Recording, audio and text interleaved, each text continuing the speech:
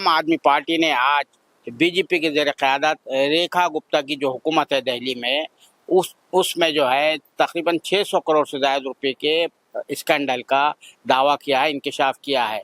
उन्होंने पार्टी के तर्जुमान सौरभ भारद्वाज ने आज एक प्रेस कॉन्फ्रेंस में इसकी तफसीलात बताते हुए कहा कि जैसा जो ज़रूरियात से ज़्यादा चीज़ें खरीदी गई है और जो चीज़ें खरीदी गई है, जो मशीनें खरीदी गई है हेल्थ के शोबे में, वो जो है जो मतलूबा तादाद है उससे सैकड़ों गुना ज़्यादा खरीदी गई है। उन्होंने ये बताया कि ख़ास तौर से ये बताया कि एक मशीन है जो एक्सरे मशीन है जो 10 लाख की आती है, उसकी कीमत 33 लाख लगाई गई है। इस तरह से चादर जो है, बेडशीट जो खरीदी गई है, वो लाखों की तादाद में खरीदी गई है और जबकि उसकी जो कीमत है 150 रुपये होती है, वो 450 रुपये हिसाब से खरीदी गई है। उसी तरह से और ORS के पैकेट जो 10 या 15 रुपये में मिलता है, वो तकरीबन 50 लाख खरीदे गए हैं और उसकी कीमत जो है फी ORS का जो पैकेट है खरीदा गया है, वो 200 से ज़ायद रुपये में 205 रुपये में खरीदा गया है और 50 लाख की तादाद में ये खरीदे गई है। जबकि दिल्ली की पूरी आबादी 2 करोड़ के करीब है, यानी हर चौथे फर्द के लिए एक ORS का पैकेट खरीदा गया। तो ये जो एक बड़ा स्कैंडल है जो उसका दावा है, आम आदमी पार्टी का दावा है। उन्होंने कहा कि इस सिलसिले में अभी तक जो है वो एक जो DGSP है अग्रवाल साहिबा, उनको जो है बलि का बकरा बनाने की कोशिश की जा रही है। तो आइए सुनते हैं अब सौरभ भारद्वाज ने प्रेस कॉन्फ्रेंस में क्या क्या बातें बताई, क्या क्या इंकशाफात किए हैं और पार्टी ने कहा कि वो इसके खिलाफ जो है सड़कों पर उतर आएगी और एक मुहिम चलाएगी अगर हुकूमत की तरफ से, दिल्ली हुकूमत की तरफ से जो है इसकी जांच नहीं होती है और ये जो स्कैंडल जो सामने आया है उसके जो भी जो है मुल्जिम है, जो भी खाती है, उनके खिलाफ सख्त कार्रवाई नहीं होती। 16 महीने की सरकार में रेखा गुप्ता जी की सरकार ने 27 साल बाद दिल्ली में बनी भारतीय जनता पार्टी की सरकार ने हेल्थ डिपार्टमेंट में दवाई और उपकरण की खरीद में 650 करोड़ का घोटाला कर दिया। 16 महीने 650 करोड़ का घोटाला सिर्फ एक विभाग में है और विभागों में क्या हो रहा है वो अभी आपके सामने आएगा। पीछे कोई विभाग नहीं है, सब कंपटीशन में चल रहे हैं। कल से मैं ये देख रहा था कि भारतीय जनता पार्टी के लोग जो इनके सोशल मीडिया के इन्फ्लुएंसर हैं, वो इस तरह से दिखा रहे हैं कि ये वत्सला अग्रवाल है, इनकी फोटो, इसने 650 करोड़ रुपए का घोटाला कर दिया। क्या कोई एक अफसर 650 करोड़ रुपए का घोटाला कर सकता है? क्या ये संभव है?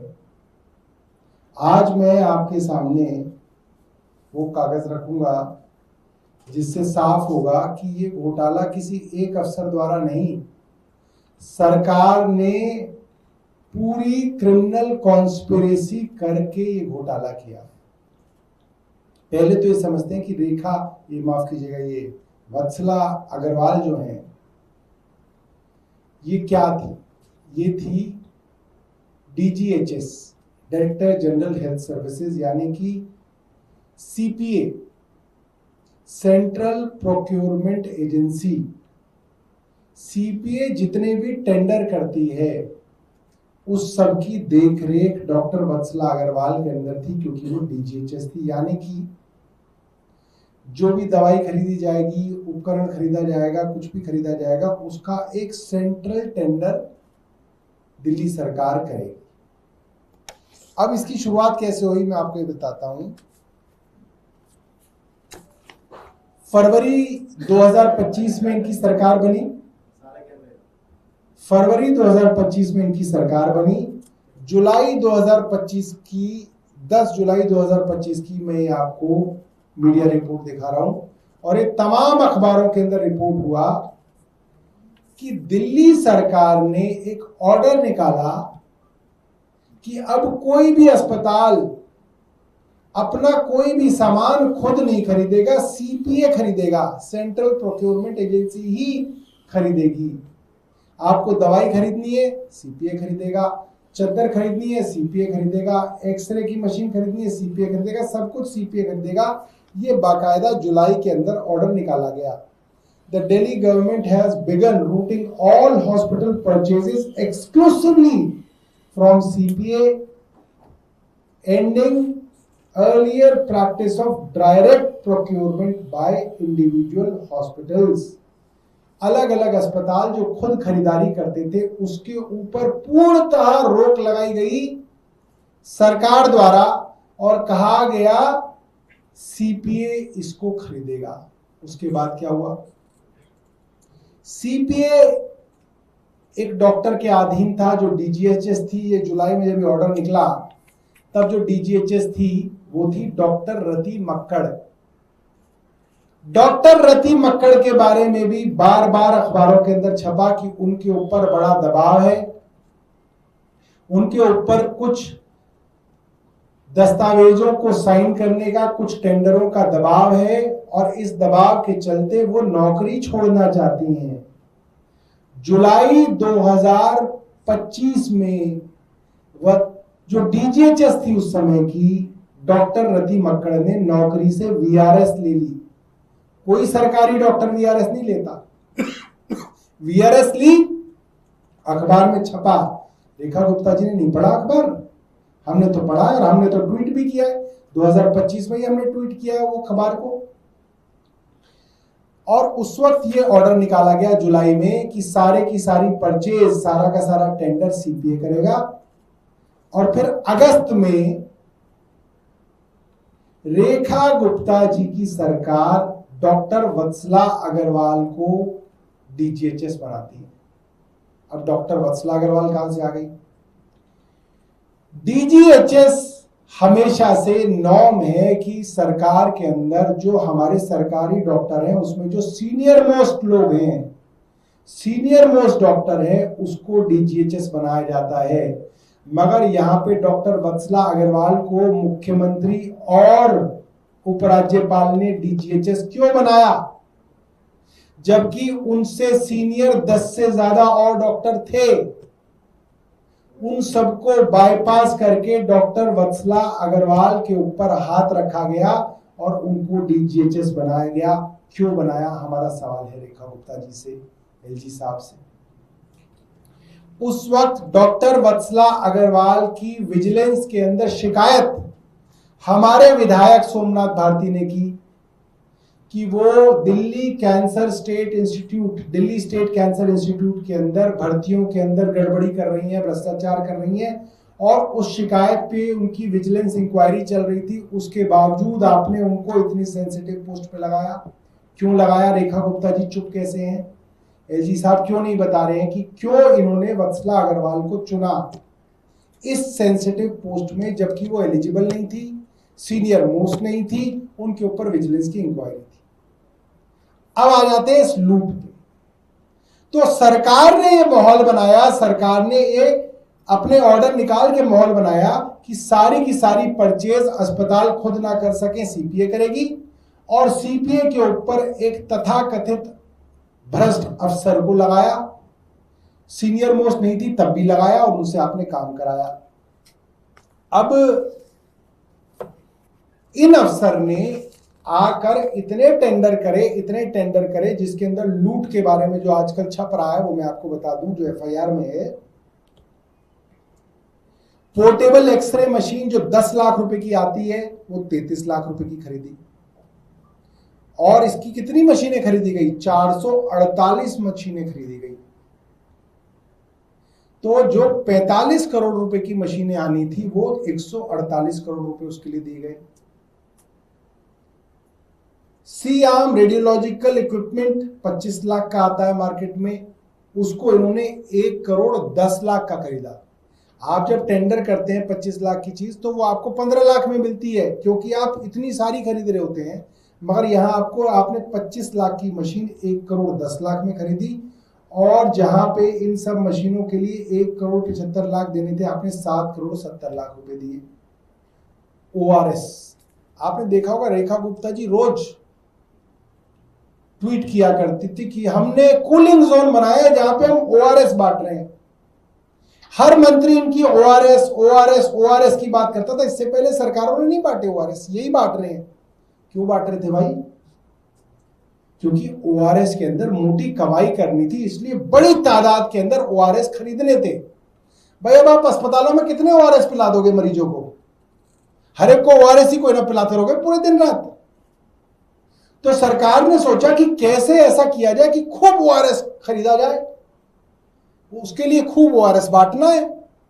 उसके लिए पूरी की पूरी नीति बनाई गई कि साहब ओआरएस जो है हम जगह जगह कूलिंग जोन बना के बांटेंगे, और बांटे ना बांटे कम से कम कूलिंग जोन के नाम पे खरीदेंगे तो सही। तो आप सोचिए, इस सरकार ने पहली बार इतनी बड़ी मात्रा के अंदर ओआरएस खरीदे। मुझे बताया गया करीब 50 लाख ओआरएस के पैकेट खरीदे। मतलब अगर 2 करोड़ की आबादी है तो हर चौथे आदमी को ओआरएस पिला दिया इन्होंने। आप में से कितनों ने पिया है मुझे बता देना। पिया है क्या? नहीं पिया। तो रेखा गुप्ता जी ने दिल्ली के हर चौथे आदमी को ओआरएस पिलाने का बीड़ा उठाया। पिया किसी ने नहीं, मगर 50 लाख ओआरएस खरीदे। और सुनोगे दाम तो आपके होश उड़ जाएंगे। एक ओआरएस का पैकेट 15 रुपए का आता है, वैसे तो 10 में भी आ जाता है। वो इन्होंने ओआरएस का पैकेट 205 रुपए में खरीदा। अरे इतने में तो जो है कैफे कॉफी डे के अंदर वो जो है वो कोल्ड कॉफी आ जाती है? बरिस्ता की कोल्ड कॉफी पिला देते बेचारे गरीबों को। कोल्ड कूलिंग जोन में जाने की क्या जरूरत थी? उनको 200 रुपए के कूपन दे देते कि भाई बरिस्ता में जाओ, एसी में बैठो और कोल्ड कॉफी पियो और बोलो रेखा गुप्ता की जय। हो सकता था, मगर इन चोरों ने, डकैतों ने एक ओआरएस का पैकेट 205 रुपए में खरीदा। कमाल कर दिया भाई। रेखा गुप्ता जी की सरकार 27 साल बाद आए। पूरा का पूरा 27 साल का हिसाब किताब करना है। अब मैं आता हूं चादरों के ऊपर। चादरों की बात आप सुनोगे तो आप मजा ही आ जाएगा आपको। भाई आपके घर में भी बेड होगा, एक बेड पे कितनी चादर बिछाते होगे आप? 2 चादर हो जाते हैं कि एक धुल गई दूसरी लग गई। 3 बिछा लेगा कोई आदमी एक बेड पे कि भाई एक धुल गई, एक बेड पे एक रखी हुई अलमारी में, एक सूख गई, एक लगा ली, 3 लगा लोगे। दिल्ली सरकार ने जो बेडशीट के अंदर घोटाला किया है, जिसको लिनन कहते हैं, उसको सुन के तो बंगारू लक्ष्मण भी शर्मसार हो जाएंगे जो पैसे लेते हुए पकड़े गए थे। दिल्ली सरकार ने जिस वक्त, ऐसा नहीं है हमें उस वक्त नहीं पता था, हमें उस वक्त भी जानकारी थी कि उस वक्त किया जा रहा है काम। जिस वक्त इन्होंने बेडशीट खरीदी उस वक्त का मैंने निकाल के रखा हुआ है जेम पोर्टल पे। उस वक्त जिस वक्त इन्होंने बेडशीट खरीदी थी उस वक्त की जेम की पोर्टल का हमारे पास स्क्रीनशॉट है। उस वक्त 150 रुपए की एक चादर खरीदी जा रही थी जेम पे। एक चादर, मतलब आप एक चादर का ऑर्डर दो, एक चादर आपको 150 रुपए में मिल जाएगी और आपके घर डिलीवर होगी। और अगर आपको हजारों चादर खरीदनी होगी तो ये रेट और कम हो जाएगा, मगर हम 150 मानते हैं।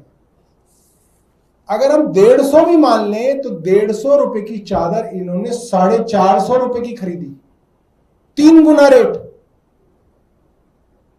और यहां खत्म नहीं हुआ, जो आगे की बात बताऊंगा आप हंसते हंसते पागल हो जाओगे कि इन्होंने क्या काम किया है और ये क्या सरकार चला रहे हैं। मैं अब आपको थोड़ी सी कैलकुलेशन बताता हूं। थोड़ी कैलकुलेशन क्या है मैं लिख के लाया हूं। तो साहब इन्होंने 450 रुपए के हिसाब से 75 करोड़ रुपए की चादरें खरीदी हैं। 75 करोड़ रुपए की। तो मैंने कहा कि भाई अगर 75 करोड़ रुपए की चादर खरीदी है और 450 की एक चादर आती है तो टोटल कितनी चादर आई? 16,66,666 चादरें खरीदी। दिल्ली सरकार के अस्पतालों के लिए रेखा गुप्ता की सरकार ने 150 रुपए वाली चादर 450 खरीदी। और कितनी खरीदी? 16,66,666 चादरें। अब भाई दिल्ली सरकार के अंदर अस्पतालों में बेड कितने हैं? बेड पे ही तो बिछाओगे या ओढ़ ओढ़ के घूमोगे? वोट तो नहीं मांगोगे उसे ओढ़ के, बेड पे ही बिछाओगे। या मुर्दाघरों में भी बांटोगे? क्या करोगे उसका? मंत्री अपने घर में भी ले जाएंगे तो भी कितनी ले जाएंगे? दिल्ली सरकार के अंदर टोटल बेड स्ट्रेंथ है 15,659। 15,000 बेड्स के लिए इन्होंने 16,66,000 बेडशीट खरीदी। अब आप सोचो, जब एक डॉक्टर ने मुझे बात बताई तो मेरा सर ही घूम गया था तब कि मैंने कहा कर क्या रहे हैं। फिर मैंने कहा चलो पाप का घड़ा धीरे धीरे बढ़ने दो इनका। 200 बेड के अस्पताल को जबरदस्ती सरकार द्वारा कहा गया तू इतनी बेडशीट ले जा। सोचो कितनी, कह रहे 20,000 बेडशीट ले जा यहां से। 200 बेड के अस्पताल के लिए 20,000 बेडशीट खरीदी गई और जबरदस्ती अस्पताल के ऊपर थोपी गई, एमएस और एमडी के ऊपर थोपी गई और बोला गया तू लेके कैसे नहीं जाएगा। यह हुआ है दिल्ली की सरकार के अंदर। अब आप ये सोचिए 40-42 हमारे अस्पताल हैं, उनके सीनियर मोस्ट हमारे डॉक्टर उनके एमएस एमडी हैं, कोई चाइल्ड स्पेशलिस्ट है, कोई स्किन स्पेशलिस्ट है, कोई एनेस्थीसिया का स्पेशलिस्ट है। 30-30 40-40 साल की 30-30 35-35 साल की नौकरी के बाद वो एमएस एमडी बने हैं और उनको ये कहा गया कि 200 बेड वाले अस्पताल ने 20,000 बेडशीट रखी हुई है अपने। आप सोचो 20,000 बेडशीट रखेगा कहां वो? भाग कर लो। ऐसा नहीं है गलत किया, मैंने भाग किया। मैंने कहा भाई 16,66,666 बेड भाग 15,659 बेड्स कितनी आई? 106 बेडशीट पर बेड। एक बेड के लिए 106 बेडशीट खरीदी है दिल्ली सरकार ने। आप सोचिए, ओआरएस इतनी मात्रा में खरीदने हैं, बेडशीट इतनी मात्रा में खरीदनी। क्यों खरीदनी है? क्योंकि हर एक पे कमीशन है। एक ओआरएस के पैकेट पे आपको 200 रुपए का कमीशन मिल रहा है, लगभग 190 रुपए का। 15 रुपए का ओआरएस आपने 205 रुपए में खरीदा तो 190 रुपए का। तो सरकार कहेगी यार एक ओआरएस खरीदा, इसमें कमीशन 190 खाए, इसमें क्या, इसमें तो पेट भरा ही नहीं। 27 साल की भूखी सरकार कह रहे 50 लाख खरीद लो, जगह जगह बांटेंगे। ये हालत है इस सरकार की। ये सरकार कह रही है, जो भारतीय जनता पार्टी के ट्विटर के ऊपर और जो इनके सोशल मीडिया पे इन्फ्लुएंसर है, इनको सबको वत्सला अग्रवाल की फोटो दे दी गई कल रात को और सब लोग के दे गाली, वत्सला अग्रवाल ये 600 करोड़ खा गई, ये 600 करोड़ खा गई। अरे ये संभव है 600 करोड़ रुपए? वत्सला अग्रवाल की औकात है कि वो ये डिसीजन ले ले कि 50 लाख ओआरएस के पैकेट खरीदेंगे मुख्यमंत्री जी और जगह जगह बांटेंगे क्योंकि उसमें कमीशन आ रहा है। वत्सला अग्रवाल की औकात है कि एमएस को कहा जाएगा कि 200 बेड हॉस्पिटल के पास 20,000 बेड भेजी जाएगी और तू लेके कैसे नहीं जाएगा। ये सरकार इस भ्रष्टाचार के अंदर शामिल है, पूरी तरह शामिल है। पहले अफसरों को डरा धमका के उनसे ये काम कराए जाते हैं। मैं कोई क्लीन चिट नहीं दे रहा वत्सला अग्रवाल को, वो भ्रष्टाचारी बिल्कुल है। क्योंकि मेरे समय में खुद मैंने वत्सला अग्रवाल की कंप्लेंट की हुई है, मैंने की हुई है, अखबारों में छपी हुई है कंप्लेंट्स कि ये दिल्ली स्टेट कैंसर इंस्टीट्यूट की जब ये हेड थी तो वहां का बुरा हाल कर रखा था, मैंने कंप्लेंट की। हमारे उस वक्त एक एमएलए हुआ करते थे राजेंद्र गौतम, उन्होंने मुझसे कहा कि ऐसी ऐसी दिक्कत है। राजेंद्र गौतम जी को बुला के, चीफ सेक्रेटरी को बुला के, इन वत्सला अग्रवाल को बुला के हमने मीटिंगें भी की, कुछ सुधार करो, कोई सुधार नहीं। ऐसी नलायक अफसर को आपने ढूंढ के डीजीएचएस बनाया, सीपीए को सारी की सारी ताकतें दी, फिर एक का माल 10 में खरीदा, फिर एक का माल जो 10 में खरीदा वो कई गुना ज्यादा खरीदा। ये सिर्फ वत्सला अग्रवाल के काम नहीं है, पूरी सरकार इसके अंदर लिप्त है और सरकार को इसके लिए जवाब देना पड़ेगा। बहुत बहुत धन्यवाद। सोर्स ये तो अखबार में छपा है मेरे मालिक, ये अखबार में छपा है, ये एफआईआर की कॉपी भी है मेरे पास। अखबार में छपा है कि चादर जो 150 रुपए की है वो 450 की खरीदी गई है। और ये जेम का पोर्टल का मैंने स्क्रीनशॉट ले रखा है उस समय का, कि ये 150 रुपए की चादर थी और 75 करोड़ की खरीदी गई है। ये भी सब फैक्ट है। 75 करोड़ की चादर अगर आप 450 रुपए के हिसाब से खरीदोगे तो 16 लाख ही आएंगी। सर, ये जो आप कह रहे हैं कि सिर्फ इसमें वत्सला नहीं है, तो उसमें सरकार में कौन-कौन से मिनिस्टर या इस पर भाई हम तो पहली बार सुन रहे हैं कि अफसरों से शुरू कर रहे हैं। अभी मेरे ऊपर पिछले साल जो एफआईआर दर्ज करी थी उसमें तो मेरा ही नाम है, सिर्फ नीचे कुछ है ही नहीं। भाई मेरे ऊपर अभी पिछले साल एसीबी ने एफआईआर करी, यही संस्था थी एसीबी और यही संस्था थी ईडी। उन्होंने कहा कि अस्पतालों के अंदर जो है उसकी कंस्ट्रक्शन में घोटाला हो गया। सौरभ भारद्वाज और अन्य अफसर, अन्य कौन है वो नहीं पता, मगर सौरभ भारद्वाज है वो उन्हें पता है, मगर मिला कुछ नहीं उन्हें अभी तक। यहां पे कह रहे वत्सला अग्रवाल और यही है। ये ऐसे क्या एफआईआर होती है, ऐसे क्या जांच होती है? ये तो सीधा सीधा ये है कि चोरी पकड़ी गई, जैसे राम मंदिर में चोरी पकड़ी गई। अब किसको पकड़े? टिन्नी यादव को पकड़ लेते हैं। टिन्नी यादव है, टिन्नी यादव को खुद ही नहीं पता कि वो इतना बड़ा मास्टरमाइंड है। बड़े बड़े डाकुओं को, बड़े बड़े मगरमच्छों को बचाने के लिए छोटी छोटी मछलियों को पकड़ा जा रहा है और बलि का बकरा बनाया जा रहा है। और अफसरों को दिल्ली सरकार के अब ये समझना पड़ेगा कि तुम इन बड़े बड़े लोगों के कहने पे जो काम कर रहे हो, जब तलवार गिरेगी तो तुम्हारी गर्दन आगे कर देंगे। ये कहेंगे भाई हमें कुछ नहीं पता, इनकी गर्दन नापो। ये ऐसा चलेगा। आप मंत्रालय में थे जब आपने अग्रवाल की कंप्लेंट मेरी करी, तब आपने इसको को नोटिस क्यों नहीं दिया? उस दौरान नोटिस हमारे पास तो पावर ही नहीं थी, हमारे पास तो पावर ही नहीं थी शो कॉज नोटिस के। हमारे पास तो ट्रांसफर की भी पावर नहीं थी, वरना तो हम उठा के फेंक देते थे।